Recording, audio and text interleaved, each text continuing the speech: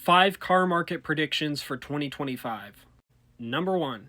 The car market is not going to crash this year, and what I mean by that is during COVID, car market prices inflated dramatically for the used car market and the new car market by going up 20-30% over prices in 2019 and 2018. We all remember rolling through the dealership lots and seeing stickers on new F-350s and Silverados for like an exorbitant amount of money, anywhere between $70,000 and $90,000 for these trucks. And although those prices have come down slightly, there has not been a big enough decrease to really call it a car market crash. And I don't think it will crash at all this year. I think these auto manufacturers and these dealerships are a little too greedy, and they want to hold on to these prices that they've been holding on to for the last 5 years and hope that people will continue to bite. Number 2. Call me old school, but I am not a fan of this new wave of SUV and truck buyers. I think these car manufacturers should bring back the sedans. I liked sedans. I don't know where they all went, but nobody is making them anymore. And they are such convenient, simple cars that are reliable, good on gas, and I don't want to drive an SUV, but that's all these companies are pushing now. I wish they would bring back the hatchbacks and the sedans, because now all you seem to be able to buy is a midsize SUV or a pickup truck. So this may be a bold prediction, but I think a lot of these auto manufacturers are going to step back from the SUV market in the next 5 to 10 years and are going to bring back a lot of these sedans, especially American auto manufacturers. I see that happening in the future. You know the saying, what goes around comes around. Well, I think the same applies here when it comes to SUV and sedan manufacturing. Number 3.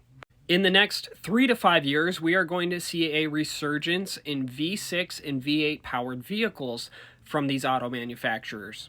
And I say that because the EV and electric car market has declined. It has actually crashed to a certain extent, and people are not buying them.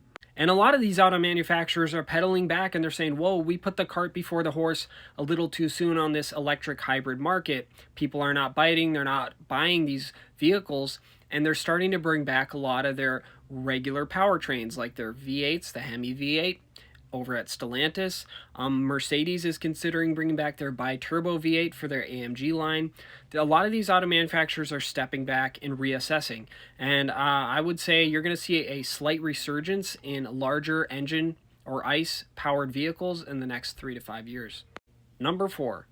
Get ready to see a lot of car dealerships start closing their doors in the next 1 to 2 years because of these inflated prices they're pushing on people with their $80,000 to $100,000 half-ton pickups. They are not going to be able to stay in business. Almost every dealership I've rolled past in the last 2 years has been full all the time. Their inventory is always full. It's not empty.